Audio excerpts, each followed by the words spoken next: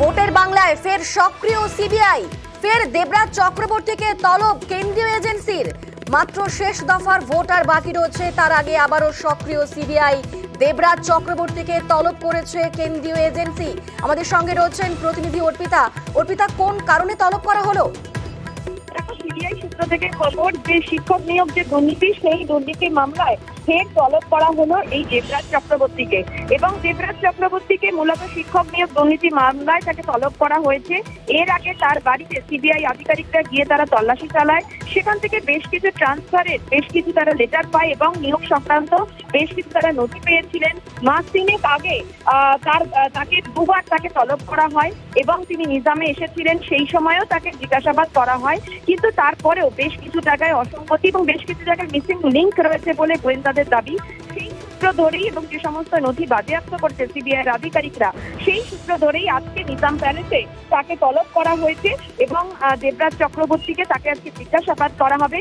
Bidhannagar mayor পরিষদের সদস্য এই দেবরাজ চক্রবর্তী, যার বাড়িতে আগেও তল্লাশি করেছে সিবিআই আধিকারিকরা, সেখান থেকে বেশ কিছু উল্লেখযোগ্য নিয়োগ সংক্রান্ত যে নথি পেয়েছিলেন, তার সূত্র ধরেই আজকে তাকে তলব জিজ্ঞাসাবাদ করা হবে। সিবিআই এর যারা আধিকারিক তদন্তকারী অফিসার যারা রয়েছে নিজাম প্যালেসে, আজকে তাকে 11টা নাগাদ তাকে তলব করা হয়েছে এবং সেখানেই তাকে জিজ্ঞাসাবাদ করে এই নিয়োগ সংক্রান্ত যে সমস্ত নথি বাজেয়াপ্ত করা আছে সেগুলি তিনি কোথা থেকে পেয়েছিলেন, তার রিকমেন্ডেশন লেটার এবং কোথায় কোথায় ট্রান্সফারের যে সমস্ত লেটার পেয়েছেন, সেই সমস্ত বলি কেন তার বাড়িতে ছিল, সেই নিয়েই কিন্তু আজকে তাকে জিজ্ঞাসাবাদ করা হবে বলে সিবিআই খবর। ফলে দেবরাজ চক্রবর্তীকে আবারও কিন্তু তলব করা হলো এবং শেষ দফার ভোটের আগে এই যে নিজাম প্যালেসে তাকে যে তলব, সেটা কিন্তু যথেষ্ট গুরুত্বপূর্ণ বলে নিয়ে দিলীপ ঘোষ তিনি মন্তব্য করছেন যে 4 তারিখের পরে তল্লাশি অভিযান আরো বাড়বে এবং রীতিমতো প্রস্তুত থাকতে একেবারে পরামর্শ দিচ্ছেন দিলীপ ঘোষ। কি বলছেন তিনি, শোনাবো।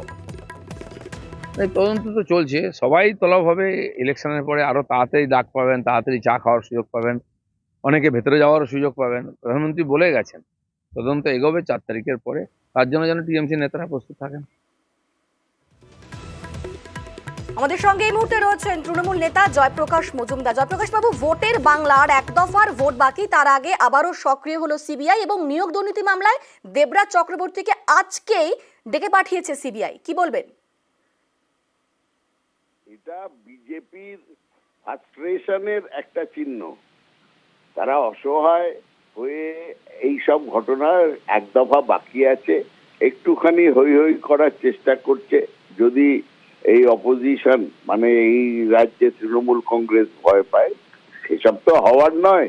তাই জন্য বৃথা চেষ্টা তৃষ্ণা মেটাবারে জল ঢেলে ফুটা পাত্রে।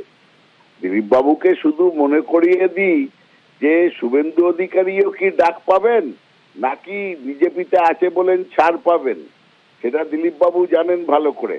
আবার উল্টো দিকে দিলীপ বাবুর আত্মসহায়কের কাছ থেকেও রেল স্টেশনে 1 কোটি টাকা ধরা পড়েছিল। ইলেকশন কমিশনের মাধ্যমে সেটা অর্ধেক মিটিয়ে ধামাচাপা দিয়ে রাখা হয়েছে। সেসবগুলোও কি সামনে আসবে 4 তারিখে? কোনো কারণে বা যেটা সবাই বলছে, মোদী সরকার যদি গঠিত না হয়, ইন্ডিয়া সরকার যদি গঠিত হয় দিল্লিতে, তাহলে এই শুভেন্দু বাবু কিংবা দিলীপ বাবুরা তখন কি বাংলা ছেড়ে পালাবেন না ভারত ছেড়ে পালাবেন, সেইটাও একটু চিন্তা করে রাখার জন্য আমি অনুরোধ করছি। বেশ, ধন্যবাদ জয়প্রকাশ বাবু।